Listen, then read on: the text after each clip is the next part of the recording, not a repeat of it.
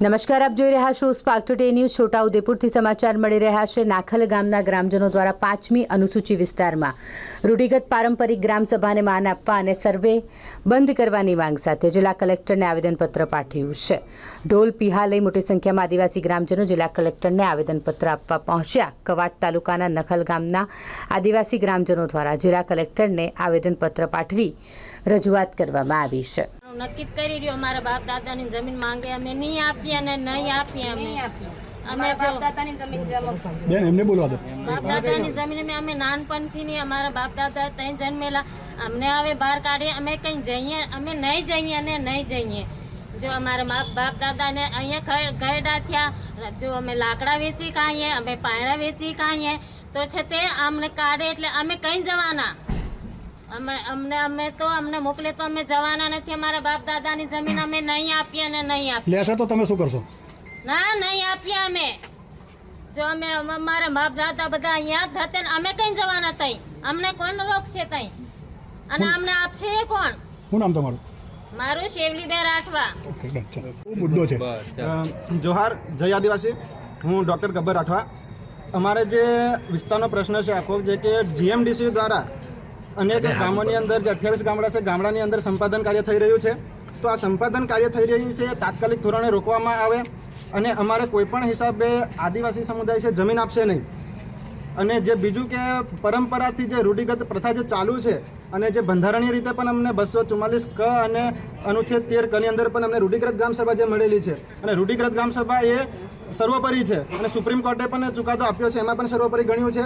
અને 5 જાન્યુઆરી 2011ની જે જજમેન્ટ છે સુપ્રીમ કોર્ટનું એમાં પણ કહેવામાં આવે છે કે ન વિધાનસભા ન સાંસદ કે રાજ્યસભા જો સબસે ઉપર હોય તો અમારી રૂઢિગત જે ગ્રામસભા છે એ છે।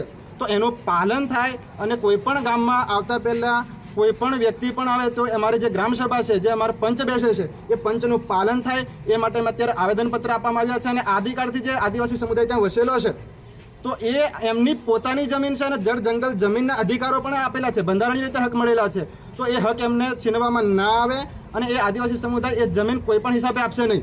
અને એ હિસાબે અમે આજ રોજ કલેક્ટરને આવેદનપત્ર આપીને એનો વિરોધ કરીએ છીએ કે અમારી જે રૂઢિગત પ્રથા છે એ લાગુ છે એટલે કોઈ પણ હિસાબે કોઈ પણ વ્યક્તિ ગામની પરમિશન વગર રૂઢિગત ગ્રામસભાની પરમિશન વગર ગામમાં આવીને કોઈ પણ જમીન પર સંપાદન કરી શકશે નહીં। અને એ હક માટે અમે આજે મળ્યા છે અને આજે ગામ લોકો છે આ નાખલ ગામથી જે લોકો આવેલા છે એ અને આજુબાજુના યુવાનો પણ જોડાયા છે। તો અમે બધા થઈને સાથે મળીને અનુરોધ કરીએ છીએ અને તમને વિનંતી પણ કરીએ છીએ કે અમારે જે બંધારણનું તો પાલન કરો। જે બંધારણીય હક અધિકારો મળ્યા છે બંધારણનું પાલન કરવું પડશે। તમે બંધારણનું પણ નહીં માનો તો કોનું માનશો? બંધારણ થકી આખો દેશ ચાલે છે। સંપાદન શા માટે કરવા આવે? જમીન સંપાદન કરવા માટે આવે છે। ત્યાં જે જુદી જુદી ખનિજો મળે છે એ હિસાબે સંપાદન કરવા માટે આવે છે। એ ખનિજ માટે સંપાદન કરીને જે બેંગ્લોરની આઈટી કંપનીમાં મોકલવામાં આવે છે ત્યાં જઈને જે લેબોરેટરીમાં તપાસ થાય છે તો એ અમારે સંપાદન નથી કરવા દેવું। અને કેટલા ગામોના લોકો 28 ગામડા છે જીએમડીસીની અંદર સંપાદન કરવા માટે 28 ગામડા જે રિઝર્વમાં મૂકેલા છે એ ગામડાની અંદર સંપાદન થઈ રહ્યું છે। અત્યારે નાખલ ગામનો પ્રશ્ન છે તો અમારે એ દરેક ગામમાં ના થાય એવી અમારી આશા છે અને એ તાત્કાલિક ધોરણે બંધ કરવામાં આવે। સંપાદન કરવાથી શું ફરક પડ્યો છે? હવે સંપાદન કરશે તો ત્યાં જે જમીનો છે અમારી જમીનો છે એ જમીનો જતી રહેશે। અને બીજું કે બંધારણીય હક અધિકારો જે અમને મળ્યા છે રૂઢિગત ગ્રામસભાનો પણ અમને અધિકાર મળ્યો છે 244 ક અને અનુચ્છેદ 13 કમાં પણ અમારી અલગ બંધારણ છે અમને આપેલું। આઈપીસીની કલમ અમને લાગુ નથી પડતી, અમારી રૂઢિગત ગ્રામસભા જે કહે છે તે જ અમારે નક્કી છે। તો એનું પણ પાલન થઈને જે અમારા એ હક અધિકારો છે સંપાદન થવાથી છીનવાઈ જશે। અને જે પણ અમને જે વસ્તીના પ્રમાણે જે ફાઈઓની સૂચિમાં અમને સમાવેશ કર્યા છે અનુસૂચિ 5ની અંદર અમને સમાવિષ્ટ કર્યા છે તો એનું પણ પાલન થાય ને જો અમે ત્યાંથી બહાર નીકળીશું જો ત્યાં અમારે ફાઈઓની સૂચિ જે લાગે છે અનુસૂચિ 5 લાગી રહી છે એ ના લાગશે તો અમારા જેટલા પણ હક અધિકારો અમને આપ્યા છે જળ જંગલ જમીનના અધિકાર આપ્યા છે એ પણ અમારા છીનવાઈ જશે।